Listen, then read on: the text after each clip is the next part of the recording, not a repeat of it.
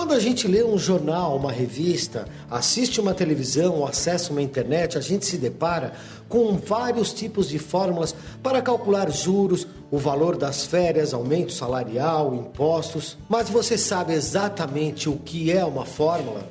Fórmula, ela é o quê? Ela é uma expressão algébrica, né? Que a gente utiliza números, sinais de operações e letras para representar relações, né? Relações entre coisas, que pode ser, por exemplo, a quantidade de objetos vendidos pelo custo arrecadado. Na hora de pagar o imposto de renda ou receber uma restituição, né? Então o programa ele utiliza uma determinada fórmula em função do seu salário, né?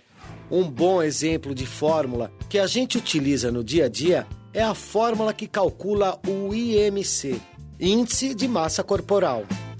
O índice de massa corporal, ele é medido de acordo com o peso da pessoa e a altura da pessoa. E esse índice de massa corporal é determinado por essa fração, que é o peso dividido pela altura ao quadrado. E com isso, o profissional em educação física, ele consegue determinar se uma pessoa é muito magra, ou se uma pessoa é obesa, se uma pessoa está no peso ideal.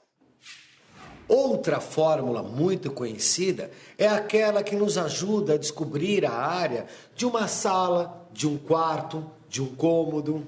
O meu trabalho é a colocação de pisos e azulejos e tudo que se refere a acabamento interno de apartamento e residência. Eu cobro 55 metros quadrados. Eu vou pegar a trena de uma parede à outra, vai dar 4 metros. Eu vou marcar 4 metros nessa posição. Eu vou medir 5 metros. 5 vezes 4, 20. 20 metros. Eu vou cobrar 20 vezes 55. Essa é a metragem que o cliente vai me pagar, fora o material. A gente sabe mais de matemática do que a gente imagina. O caso do azulejista mostra bem isso. Mesmo sem se dar conta, para saber a área da sala, ele está usando uma fórmula que relaciona a medida da base com a medida da altura do retângulo. Isso porque esse é o formato do piso da sala que ele vai trabalhar. Com a área definida, ele então usa outra fórmula para determinar quanto vai cobrar pela empreitada. Área vezes o valor do metro quadrado. Uau, que calor!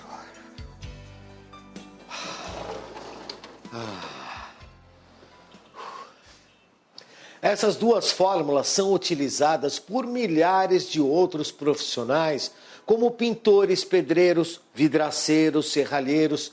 E ao contrário do que todo mundo pensa, elas são úteis não só para determinar uma área total e o preço final de um serviço. No caso do retângulo, nós temos a fórmula padrão, que a área é igual a base vezes a altura. Mas e se não souber a altura ou se eu não souber a base? Basta você isolar. Por exemplo, se eu não souber a base, mas eu tenho a área e a altura, então eu tenho duas medidas entre as três, dá para calcular a terceira.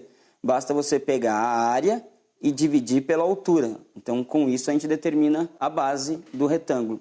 E também podemos aplicar o mesmo isolamento se for a altura. Ufa, parece que está muito mais calor que isso. Nossa, estou morrendo de calor.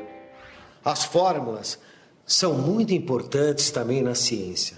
Elas servem para analisar o comportamento de populações na biologia, determinar a aceleração, a velocidade na física e até prever o comportamento de fenômenos naturais na meteorologia. A meteorologia, ela consegue prever com longo prazo uma condição média da atmosfera. Primeiro, a meteorologia precisa de dados, né?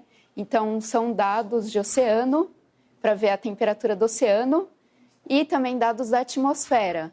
A gente entra com esses dados nos modelos meteorológicos, criados a partir de observações do comportamento da atmosfera. Essas observações são traduzidas através de equações. A sensação térmica, o que é? É a sensação de como que as pessoas sentem determinada temperatura. Uma fórmula que é utilizada para a sensação térmica é uma que utiliza a temperatura e o vento, a intensidade desse vento. Então, essa fórmula aqui é a fórmula da sensação térmica em função da temperatura, que é o T, e o vento, o V, né? Então, esse gráfico mostra a aplicação dessa fórmula. A matemática, é uma ferramenta fundamental para o nosso trabalho aqui na meteorologia. A fórmula criada para representar a sensação de calor ou de frio que a gente sente leva em conta duas variáveis, a temperatura ambiente e a velocidade do vento. Mas está calor, viu? Ou seja, se a temperatura ambiente for de 28 graus Celsius, como agora, e a velocidade do vento de 1 metro por segundo, é possível calcular a sensação térmica que vamos ter. Nesse caso, o equivalente a aproximadamente 29 graus Celsius. Agora dá para entender porque eu estou sentindo tanto calor. Não tem vento.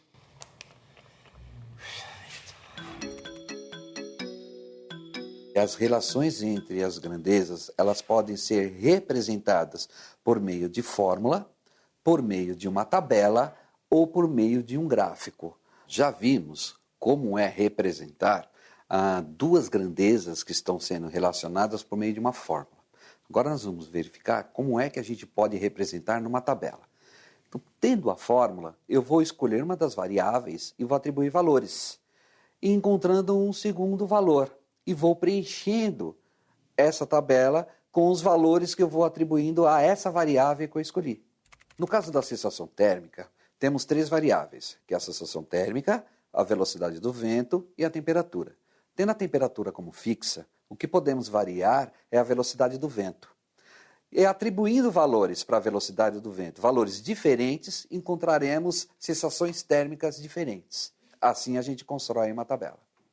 Por exemplo, se a temperatura ambiente for de 28 graus e velocidade do vento for de 10 metros por segundo, é só a gente trocar o valor de V na fórmula por 10 e o resultado será 25,71 graus. Agora, se a temperatura continuar fixa em 28 graus e a velocidade do vento for de 15 metros por segundo, a sensação térmica que teremos é de 25,23 graus. E, por fim, com a velocidade do vento em 20 metros por segundo, teremos uma sensação térmica de 25 graus. Com os resultados dispostos numa tabela, facilita no dia a dia a análise quando você vai, por exemplo, consultar uma tabela de preço, onde os valores já estão pré-estabelecidos e os resultados também estarão pré-estabelecidos nessa tabela. Com a tabela, realmente fica tudo mais fácil. Outra coisa que ajuda quando você precisa ter acesso rapidamente a uma informação é o aplicativo do computador. Aqui eu estou utilizando um aplicativo que converte a temperatura em graus Celsius para a escala Fahrenheit, que é a escala de temperatura usada em alguns países de língua inglesa, como Estados Unidos e Inglaterra. É só colocar a temperatura em Celsius e pedir para converter para Fahrenheit. Olha que rápido! E dá para fazer a conversão inversa também, de Fahrenheit para Celsius. Duas escalas bem comuns utilizadas na meteorologia é a escala em Celsius, graus Celsius, e a escala em graus Fahrenheit. A escala Celsius ela é baseada no ponto de ebulição da água e no ponto de congelamento. Já a escala em Fahrenheit ela é baseada no clima da Terra, particularmente onde há civilização. Existem fórmulas que podem fazer a conversão entre as escalas de temperatura. E a fórmula mais utilizada é essa aqui, C, que é a variável que representa a temperatura em graus Celsius, sobre 5 é igual a F, que representa a temperatura em graus Fahrenheit, menos 32 sobre 9. Pois é, não existe mágica. O que esse aplicativo faz simplesmente é converter as escalas de temperatura a partir da mesma fórmula matemática que os meteorologistas usam.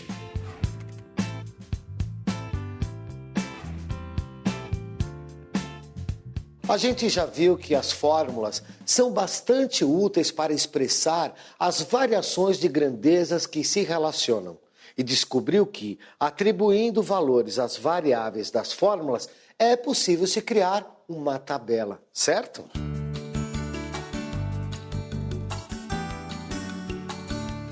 Mas existe outra forma bem mais eficiente de representar as variações das grandezas.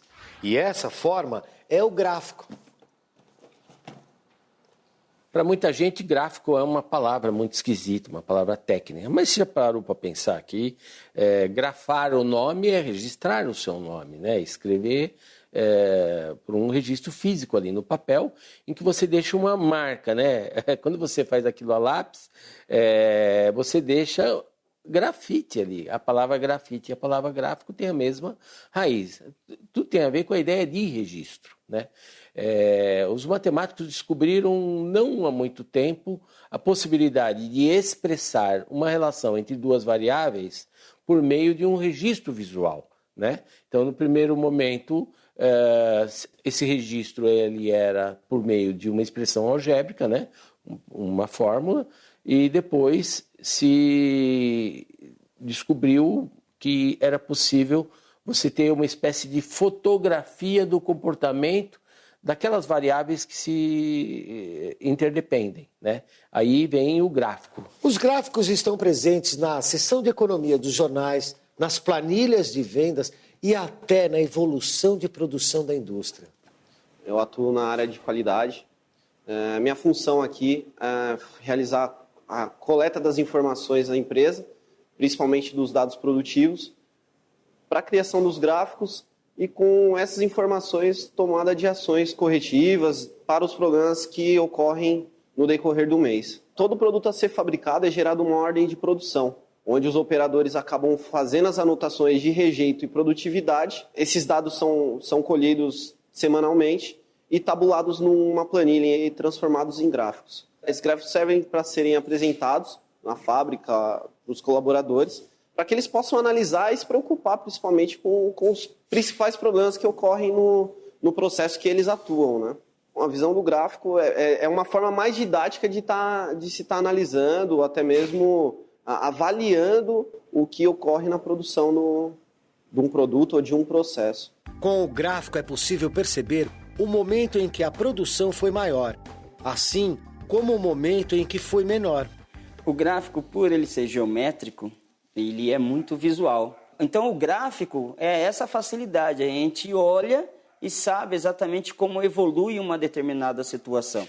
A gente tem um restaurante que é uma cantina, que torna um pouco puxado porque ela abrange tudo, né? É um self-service, é à la carte, é pizzaria, é por quilo. Ela funciona de segunda a segunda. Feriados, é de segunda a segunda, almoço e janta. A gente serve mais ou menos 300, 350 refeições por dia. De segunda a sábado é mais ou menos esse número. Domingo, a gente trabalha mais ou menos com 500 refeições no almoço. Nós trabalhamos de segunda a sexta, das 7 da manhã às 17 horas.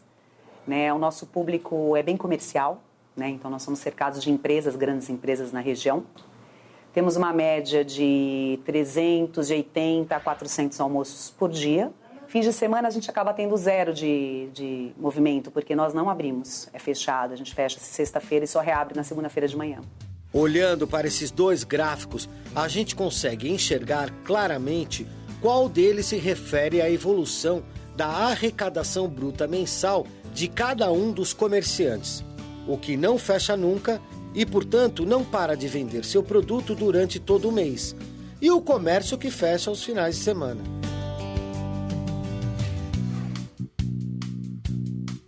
Eu acho que a alteração da sensação de calor que eu senti quando não tinha vento, e agora ligando esse ventilador, vai dar um gráfico bem bonito. E para construir esse gráfico, é só marcar os pontos da tabela no plano cartesiano. No eixo X, a gente coloca os valores referentes à velocidade do vento. E no eixo Y, a gente marca os valores da sensação térmica que depende da variação da velocidade do vento. Olha que legal. Com ventinho é melhor. Tchau, pessoal. Até a próxima. Valeu.